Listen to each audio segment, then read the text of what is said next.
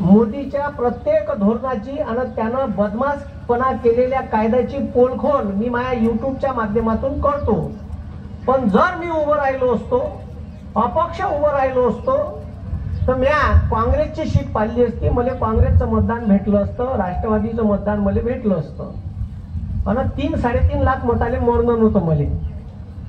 त्याच्यामुळे मी एक इंडिया अलायन्सचा सदस्य पाळला असता आणि मी इनडायरेक्टली मोदीले फायदा करून दिला असता। ही वेळ या देशाचं संविधान वाचवायची आहे, ही वेळ या देशाचे गोरगरीब कष्टकऱ्याला न्याय द्यायची वेळ आहे। हे चोट्ट दाढीवाला एवढं बदमाश आहे सालं, तर ह्या दाढीवाल्यानं 10 वर्षात घाईस आणून टाकलं। ह्या आमच्या आया बहिणी इथं बसल्या आहे, त्यानं एक नारा दिला होता, बहुत हो गई महंगाई की मार, अब की बार मोदी सरकार। आता आपण नारा देऊ, बहुत हो गई महंगाई, कारण 430चं सिलेंडर ह्या चोट्यानं 1130 नेलं। भिकार चोट्यासाठी 40 रुपये सबसिडी देते तो, ते सुयात नड्यात कुचक म्हणा, ते आम्हाला नाही पाहिजे सबसिडी। ह्या इथं आमच्या आया बहिणी बसल्या, यायने अर्धी तिकीट दिली आहे सरकारनं। किती तिकीट किती दिली? अर्धी। आता ह्या मला सांगा, ह्या माझ्या आया बहिणी भावाच्या घरी चक्रा मारणार आहे का रोज एसटी महामंडळाच्या बसतो? आणि भावताई उभी तरी ठेवते का त्याला? दिवाळीला गेल्या त्या पोतीला फेकून मारते 100 रुपयाचं। बरोबर आहे का नाही? त्याला रोज कायची गरज आहे? सिलेंडरची। बरं, त्या चोट्यानं एक स्कीम आणली, सिलेंडर, गॅस सिलेंडर द्यासाठी, उज्ज्वला आणली ना? अरे आणली का नाही? बरं, त्या स्कीम मागं का रहस्य आहे तुम्हाला माहितच नाही। ह्या चोट्यानं उज्ज्वला स्कीम आणली आणि या प्रत्येक स्त्रियाच्या अकाउंटवर एक कर्जाचा, लोनचा फॉर्म भरून घेतला। लोन, कर्ज किती रुपये? तर 1600 का 1200 रुपयाचं कर्ज आहे। त्याचे पैसे कुठून फेडले जाईल? तर तुम्हाला जे भिकार चोट्यासाठी 40 रुपयाची सबसिडी देते, हे पैसे त्या कर्जात जमा होत जाईल आणि त्याच्यातून म्हणजे याचं डोकं पहा किती आहे। म्हणजे या भारतातल्या स्त्रियावर, प्रत्येक स्त्रीवर 1200 रुपयाचं लोन घेतलं साल्यानं, आणि ते लोन कायच्यातून फेडणार आहे? तर तो तुमच्या सबसिडी मधून पैसे फेडणार आहे। खोटं असेल तर त्याला मला कोण्या कोर्टात ओढाव गाडीवाल्यानं, त्यानं केले आहे हे दंगे आणि आजही हे स्कीम चालू आहे। आमच्या शेतकऱ्याला 6000 रुपयाची भीक देते चोट्ट, हे फकीरू म्हणते, झोला लेके चल गए म्हणते, त्याच्या हातात एक झोला द्या आणि ते 6000 रुपये द्या, एका महिन्याचा किराणा आणून दे म्हणा। 6000 येते का म्हणा? येते का? आपल्या घरचा किराणा महिन्याचा 6000 नाही, हे भिकार चोटे 6000 रुपये या शेतकऱ्याला किसान सन्मान योजना म्हणून देऊन राहिलं। आणि याला तुम्हाला सांगतो, कंपनीमध्ये पेट्रोल डिझेल किती रुपयाचं लिटरवर तयार होते माहित आहे? 1 लिटर पेट्रोल या देशात 50 रुपयाचं तयार होते। किती रुपयाचं? आता तुम्हाला का भाव देत आहे? 110 रुपये, 60 रुपये टॅक्स आहे, नुसता टॅक्स। त्याच्यात तुम्हाला सांगतो, या चोट्यानं तुम्हाला 6000 रुपये द्यासाठी पेट्रोल डिझेलवर टॅक्स लावला। त्याचं नाव आहे ऍग्रीकल्चर डेव्हलपमेंट सेस। का नाव आहे? Agriculture development cess. पेट्रोलवर हे चोट्ट 2.5 रुपये घेऊन राहिलं आणि डिझेलवर 4 रुपये सेस त्यानं आपला लावला आहे। म्हणजे आपल्या गाडीचे पेट्रोल ना ट्रॅक्टर मध्ये शेती वाहसाठी जे डिझेल टाकत आहे, त्या लिटर माग 4 रुपये डिझेलवर आणि 2.5 रुपये पेट्रोलवर वखरत आहे आणि हेच पैसे आपल्याला देत आहे। म्हणजे किती बदमाशी। काँग्रेसनं का केलं? हे म्हणते ना 70 वर्षात काँग्रेसनं का केलं? अबे चोट्या, तुझे इकून राहिला, जे इकायला काढलं तुला, रेल्वे स्टेशन एक, ते विमानतळ एक, भारत पेट्रोलियम इकायला काढ, हा BSNL एक, त्या बापाची प्रॉपर्टी होईल का?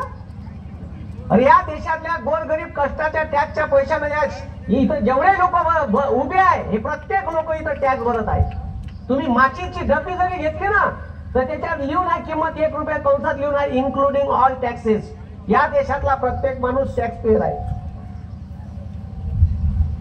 मग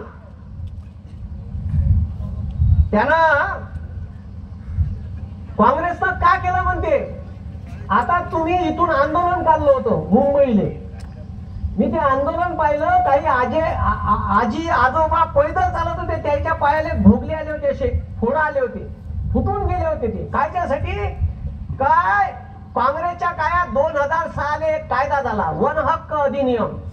माया गडचिरोली जिल्ह्यात एक माणूस आहे, देवाजी तोफा त्याचं नाव आहे. हा एवढं खतरनाक माणूस आहे, झिंगरीच आहे, एवढंच आहे हाईट, पायात चप्पल नाही राहत, नाव देवाजी तोफा.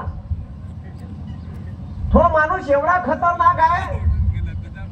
मी त्याला भेटायला गेलो. गडचिरोली जिल्ह्यात लेखामेंढा नावाचं गाव आहे. ज्या माणसानं या कायदा करायला लावला, कोणा केला या कायदा? ह्या कायदा का म्हणते तर जर फॉरेस्टची जमीन एखादा आदिवासी वाहत असेल तर ती जमीन त्याच्या नावानं त्याने करून देण्यात यावी. हा कायदा काँग्रेसनं 2006 केला आणि त्याचे मंत्री जयराम रमेश होते. आणि पहिलं गाव लेखामेंढा आहे. त्याच्यासाठी पाठपुरावा बऱ्याचशा संघटनांनी केला. त्याच्यातले एक मोठा माणूस, मोठं नाव आहे देवाजी तोफा. ह्या माणसाच्या गावाच्या समोर एक बोर्ड लावला आहे, दिल्ली मुंबई तुमचं सरकार, आमच्या गावात आमचं सरकार. असं तुम्ही दिल्ली मुंबईच्या सरकारचे डॉन, आमच्या गावात आम्ही सरकार. तर त्यांना एक किस्सा सांगितला मले, पहा म्हणजे पावर किती राहते. ते गडचिरोलीच्या कलेक्टरकडे गेले, देवाजी तोफा. त्या कलेक्टरनं देवाजी तोफाने 1.5 तास बाहेर बसून ठेवलं. आणि मग त्याचा जो चपराशी राहते म्हणे, चहापेक्षा कॅटली गरम, त्यानं एक चिठ्ठी मागितली, चिठ्ठी लिहून द्या म्हणे. चिठ्ठी पाठवली. त्याच्यानंतर अर्ध्या तासानं आतमध्ये घेतलं देवाजी तोफाने. मग कलेक्टर एक दिवस त्यांच्या गावात येणार होता हे त्याला माहित पडलं. कोणाले? देवाजी तोफा. देवाजी तोफा 40-50 लोक घेऊन गावाच्या सीमेवर, बॉर्डरवर उभा राहिला. कलेक्टरची गाडी अडवली. म्हणजे कुठं चालले? लेखामेंढा. म्हणजे कोणाची परवानगी घेतली? त्याचा पीए उतरला कलेक्टरचा. कलेक्टर साहेब म्हणे परवानगी नाही पाहिजे. ए चोट्या म्हणे, हे गाव माय होय, या गावचा नायक मी आहे. मला चिठ्ठी पाठवायची. तू ऑफिसला कसं पाठवतो? मला चिठ्ठी पाठवायची, मग माझ्या गावात यायचं. चल भाग म्हणे इथून.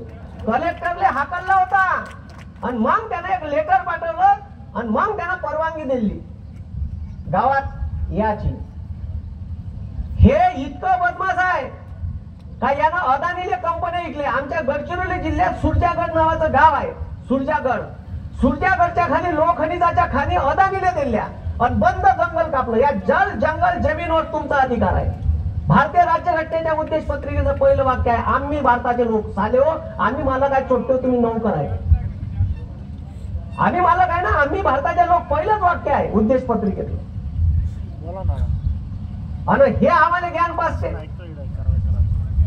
अरे या मोदीनं 538 रुपयाची डीएपीची बॅग होती का नाही? होती का नाही? कितीची नेली चोट्ट्यानं? 1350. युरियाची बॅग 150ची 350. माझ्या बापाने नेली का? तुमच्या बापाने नेली का? ह्या दाढीवाल्याने नेली. अरे नेली का नाही नेली?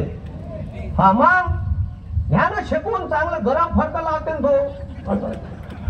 ठीक आहे, ध्यान द्याले. मग आता पुन्हा 200 रुपये खता मागं वाढवले. किती रुपये वाढवले? 200 रुपये बॅग मागं वाढवले. जर तुम्हाला पुन्हा शेकून घ्यायची नसेल तर येणाऱ्या 20 तारखेला भगरे सरांच्या नावासमोरचं तुतारी या चिन्हावरचं बटन दाबून त्याला जास्तीत जास्त मतदान का करायला लागल? विजयी करायला लागल. करा लागल का नाही करा लागल? हा. ह्या मोदीनं 8-10 दिवसाच्या अगोदर गुजरातचा 2000 मेट्रिक टन कांदा निर्यात करायला परवानगी दिली. कुठचा? गुजरातचा. हा, महाराष्ट्राचा कांदा निर्यात नाही होणार, गुजरातचा. ह्या पंतप्रधानच गुजरातचा आहे, भारताचा पंतप्रधान नाही आहे. महाराष्ट्राचा वेदांता फॉक्सकॉन नावाचा 1.5 लाख करोड रुपयाचा सेमी कंडक्टर, 1,76,000 करोड रुपयाचा प्लॅन गुजरातले नेला. या महाराष्ट्रातले पोटे लंगलंग हिंडले चालते, त्याला रोजगार नाही भेटला चालते. आणि सब दाबादुबीचे धंदे साल्याचे. याचं दाब त्याचं दाब. आपल्या गुजरातले ने क्रिकेटची फायनल मॅच वानखेडे स्टेडियमवर होणार होती, तिथं अहमदाबादले सादर तिथं उभी केली. इतकं ढोंगी आहे तुम्हाला सांगतो. गुगलवर फेकू नाव सर्च करा. फेकू नाव सर्च केल्यावर कोणाचे व्हिडिओ फोटो येते तर पाहिजे. एकाच माणसाची मोदी मोदी तुम्ही सर्च करा ना, फेकून नाव सर्च करा, म्हणजे तो गुगलवर बी फेमस आहे फेकण्यासाठी. आणि दर महिना झाला का टीव्हीवर येते मन की बात. मन अबे साले कुछ तो काम की बात कर. मन की बात ना आमचं थोडी भलं होणार आहे.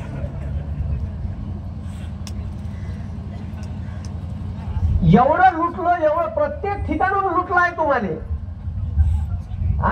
तुम्हाला आता तुमच्या इथं पहाडी एरिया आहे, वरत उन्हाळ्यामध्ये पावसाळा लागला का डोंगराले चरी खोदल्या जाते, आडव्या झाडं लावले जाते. रोजगार हमी योजना होती, ती योजना काँग्रेसने आणली. आणि हक्काचा रोजगार 100 दिवस प्रत्येक कुटुंबाला भेटला पाहिजे. ह्या कायदा 2005 ले मनमोहन सिंग सरकारच्या काळात काँग्रेसने केला. आणि ह्या चोट्यानं शेतकऱ्याची नड्डी पिचकाची असे 3 कायदे केले होते का नाही. 1 वर्ष आंदोलन केलं, बॅरिगेट्स अशा अनिकुचीदार सयाका लावल्या. पाकिस्तानच्या बॉर्डरवर एवढे बॅरिगेट्स नाही, एवढे बॅरिगेट्स सगळ्याला लावले. अश्रुधुराच्या नाही कांद्या, रबराच्या गोया, छर्रे या शेतकऱ्यावर मारले. खलिस्तानी आतंकवादी म्हणे सालय. 700 शेतकरी शहीद झाले.